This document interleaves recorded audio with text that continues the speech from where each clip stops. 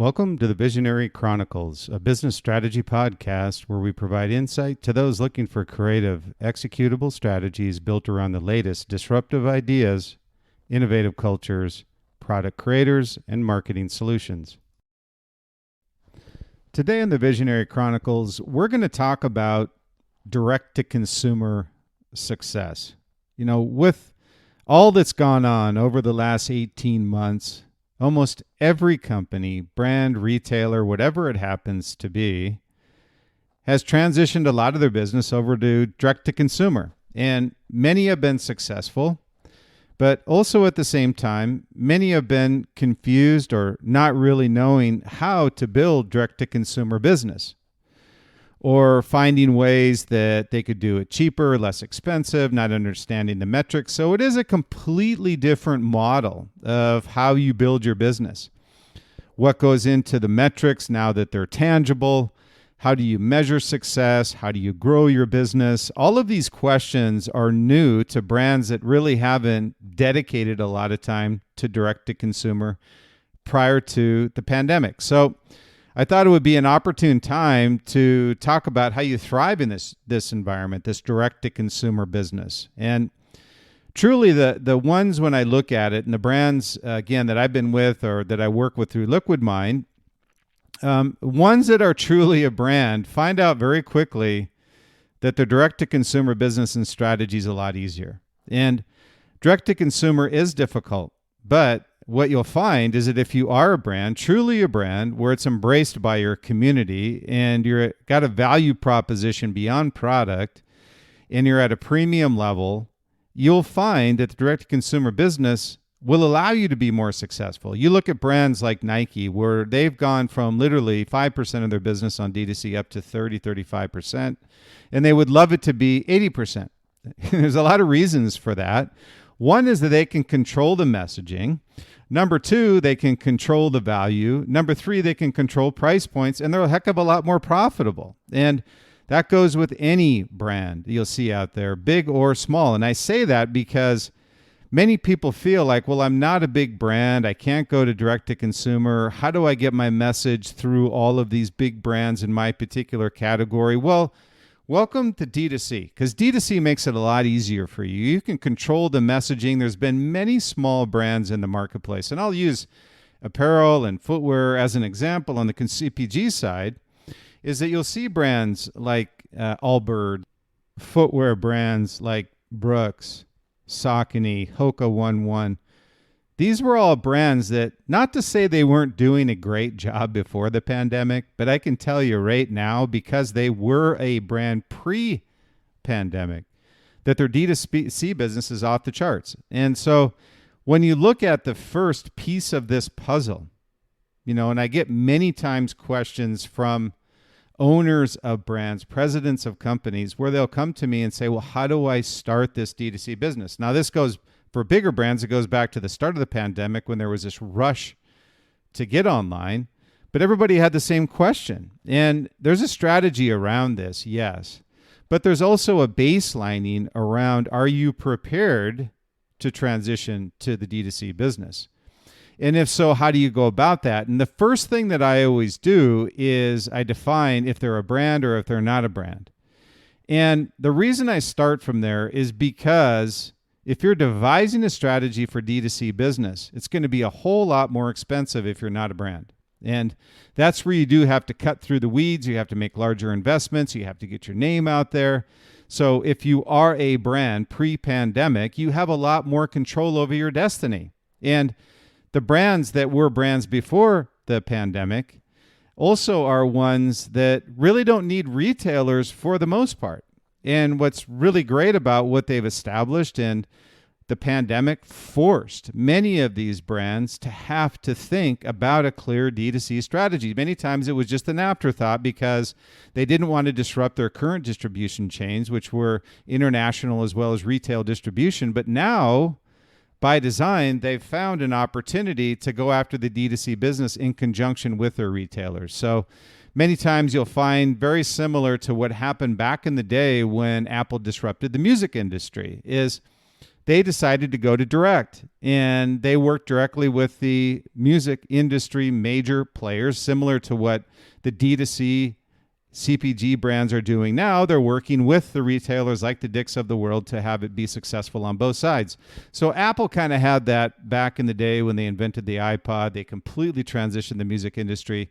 And that's what you're seeing with the retail distribution industry as well, is that consumers are now more likely to shop on e-com, and the e-com growth versus retail growth. Now, retail is still the predominant amount of revenue. I'm not saying that, but when you look at e-com and the growth over the next 5-10 years, you're going to be exponential growth on e-com, and you're going to see flat growth on retail. So what I'm saying here is that when either you're a brand or you're not a brand, that's the first piece of that puzzle when you look at D2C investment and strategy around how you're going to achieve a successful D2C business.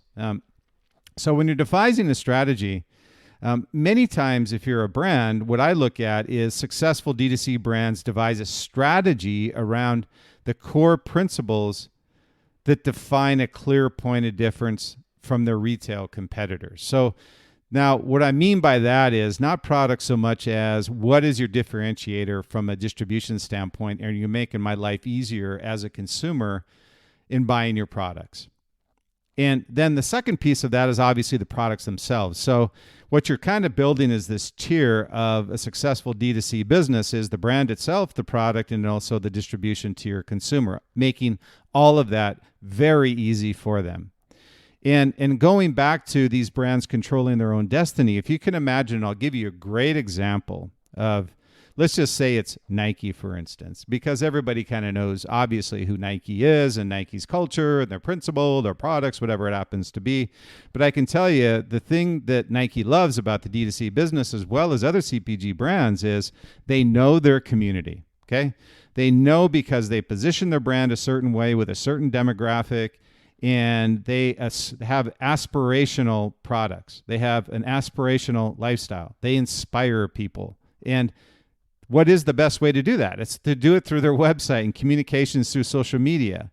So they've got Facebook, Instagram, Snapchat, whatever it happens to be. They've got all of these platforms to talk about their brand, guess what? Directly to their community, which they didn't have before inside of retail. Retail is a dead space, static point of purchase, and you're not able to engage with your consumer. Now, what a beautiful strategy around D2C, right? But where it benefits the retailers and where this commonality between the two and where they've been able to bridge this partnership from retail distribution to D2C, and where it doesn't disrupt as much as the retailer would have thought, is that they continue to build brand equity on D2C. And as a result, the retailer doesn't have to make investments in marketing. So not that they don't continue to do it in store, but all the assets, everything you have from a brand perspective is given to the retailer through the investment the brand's already made. So what's great is that partnership and locking in with the retailer and making sure that they have what they need to succeed, in addition to you needing it anyway in order for you to build your D2C business. So the first point, again, is when I look at whether you're a brand or not a brand, it's really kind of a money quotient.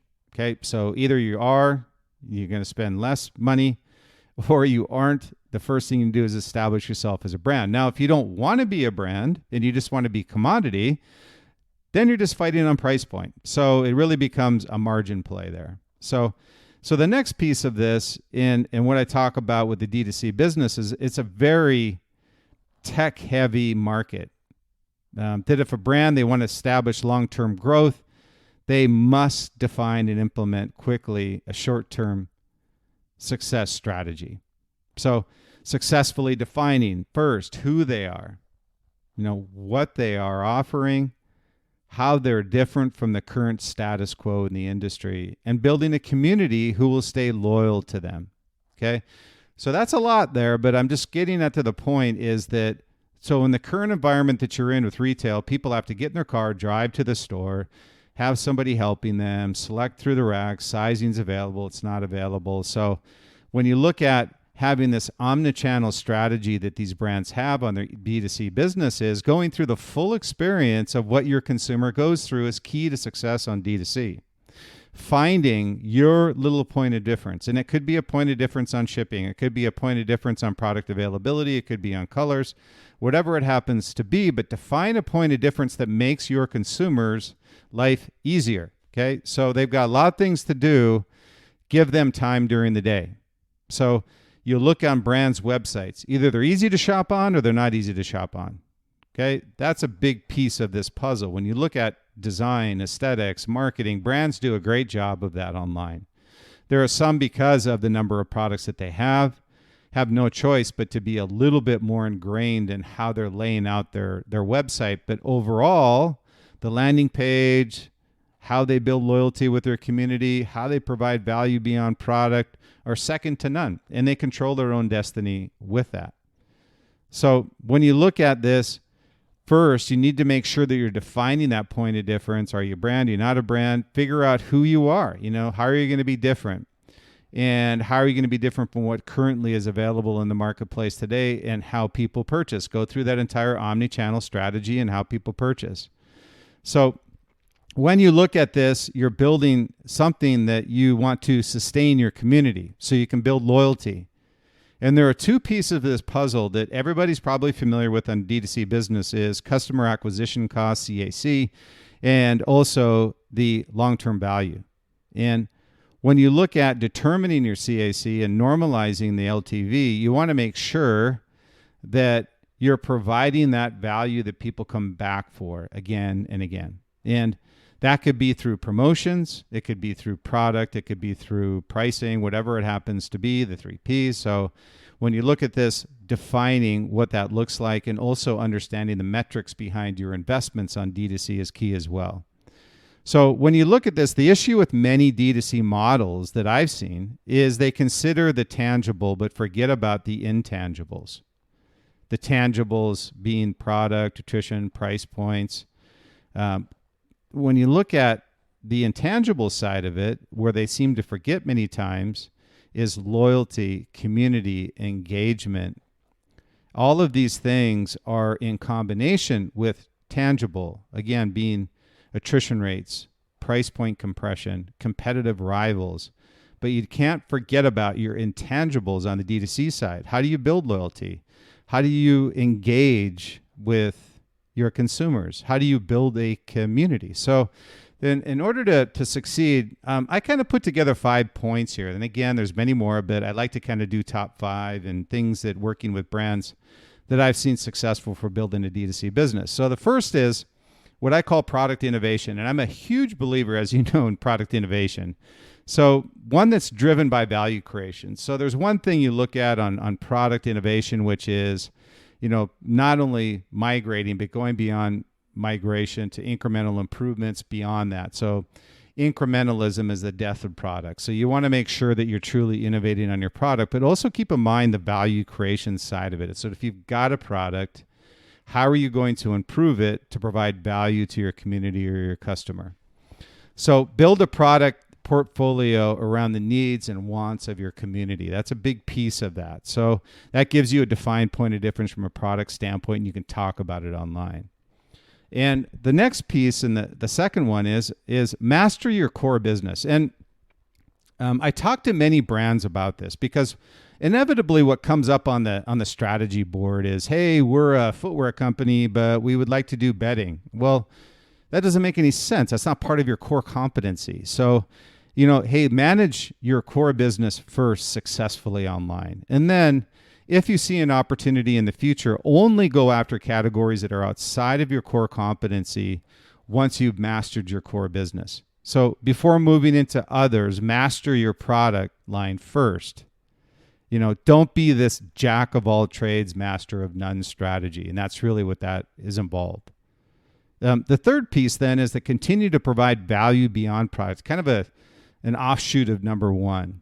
And, there's this product innovation platform I talk about all the time, this pipeline, which allows you to put product on the front end with early adopters all the way through late adopters and making sure that you got incremental improvements and drawdowns to your breakaway products. So, but the third piece is, continue to provide value beyond products. So, product is present, value is the future. So when you create value to support your community and loyalty, it's built off of this long-term value. So going back to these numbers again is customer acquisition cost. So the more loyalty you can build into your customer on D2C business, the more valuable or LTV they will have for your company and reduced customer acquisition cost as a result. So these are things that you look at from a strategic standpoint as well. And the fourth is building this what I call loyalty loop. So before in marketing, as you're probably familiar with, you used to be able to spit customers out in the back end. They purchase, you move on to the next customer, and you go through the decision tree.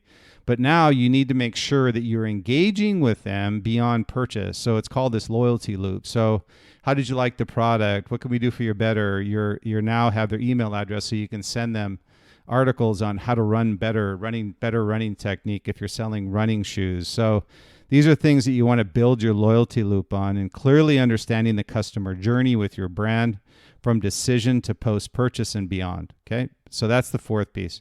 And the fifth piece is create a relationship. Don't always look for them to purchase product from you. This loyalty goes both ways. So your fifth piece is just creating a relationship with your customer. Now, this is where some brands have done a really unbelievable job. Okay.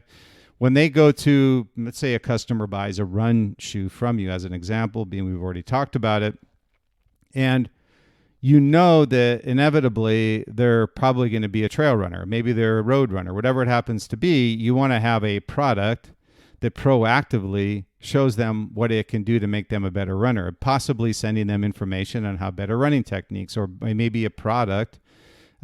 If you've got apparel, then you want shorts or other compression product potentially that they could use, but you're kind of creating this relationship. You're understanding the customer and what they need. So if they purchased something from you before, then don't bombard them with stuff that you feel that they don't need. Why give a mountain biker running techniques? I mean, that doesn't make any sense. So you're not building value, nor are you creating a relationship. If it's a mountain biker, give them mountain biking information. If it's a runner, give them running information. So create the relationship. Proactively understand the needs of your customers. Create exclusive content, products, and promotions. This, what I call this stickiness of customer loyalty and value. So kind of in conclusion with this D2C, it's a lot of stuff I talked about here in a very short period of time, and this D2C success. And again, I kind of go back to step one again. I had so many brands because it is so important to their future, and I want to take time here to kind of recap a little bit of what I'm talking about, but it's so important to them to be able to successfully build this D2C business. So they come and say, well, how do I build it? Well, why I wanted to put this in the podcast was because many people 8-9 times out of 10 go, hey, give me a product that is a better running shoe, or give me a product that's at a better price than what they're currently selling it. Well, one's premium, the other is commodity. So there's a lot of pieces of these puzzle. It's culture, it's brand itself, it's community, it's loyalty, it's customer acquisition. All of these things are pieces of the puzzle. So again, kind of recapping these top 5 that I looked at when we're working with brands, product innovation is one, driven by a value creation opportunity for your consumer. Number 2 being master your core business first. Don't be a jack of all trades, master of none, making sure that you do what you do best and making sure it fits with the culture of your company, with your brand. And then you can move into other categories potentially, but it just in the beginning creates too much confusion and it moves you outside your comfort zone. Number 3 is continue to provide value beyond product. And I keep using value because when you look at D2C business, what is that one intangible that becomes tangible with your consumer that continues to bring them back and increases long-term value? It's value itself. So provide value to your customers beyond product, and build the loyalty loop, making sure that you continue to engage them post-purchase. Did you like your product? Is there anything we do for you better? Is there, hey, here's a product recommendation based off of your needs, not my needs, but your needs. And number 5 is creating the relationship with your customer. Understand your customer. Call them by their first name. Proactively reach out to them. Ask them how the shoes are working out for them. Is there any issues? If there is, please let us know. Whatever it happens to be, it goes beyond customer relationship, and it's kind of a personal relationship. So make sure that you've got that in place as well on your D2C business. So Again, the key to D2C business is understanding who you are, what you do, understanding what your objectives are and what the expectations are. It's not an easy business. It's a very difficult business, and it's expensive. So make sure you understand the metrics behind the business, the investment you have to make in order to succeed, and also be patient with the timing. Building, growing, and sustaining your D2C business will provide brand equity. And that's what I talk about with brands is, that's the best way to build brand equity is through D2C. And guess what? You're not investing in the retailer. You're investing in yourself, which is great on D2C business, and your margins are better and your contribution's better. And as a result, your cash flow is better. So what we talk about is this transitional retail, find a way to succeed, and you'll be on this path to success with D2C. So make sure that you understand the pieces of the puzzle in order to succeed, who you are, what you do, and what your point of differences are in D2C, and how you're going to apply that value to the customer long term. And you will succeed. Be patient. I wanted to thank you for listening to the Visionary Chronicles podcast. And hopefully you find the information that we put out each week very useful. And what we found through reviews and when we were originally putting together their Visionary podcast was found both personal and professional advice as well as information those listening to the podcast were looking for. So we wanted to be unique in that way, and hopefully you found that to be the case. And appreciate the reviews that you've been sending in, and we would certainly appreciate you signing up for our newsletter as well, which is an expansion upon what you're seeing on or hearing on the Visionary Chronicles podcast. And you can find that at two locations. One is bryansmeltzer.com, BRYANSMELTZER.com, or our company site, LiquidMindSite.com, LiquidMind site, SITE.com. So we would appreciate any reviews, additional reviews, comments you may have. Sign up for the newsletter, and we look forward to talking with you next week.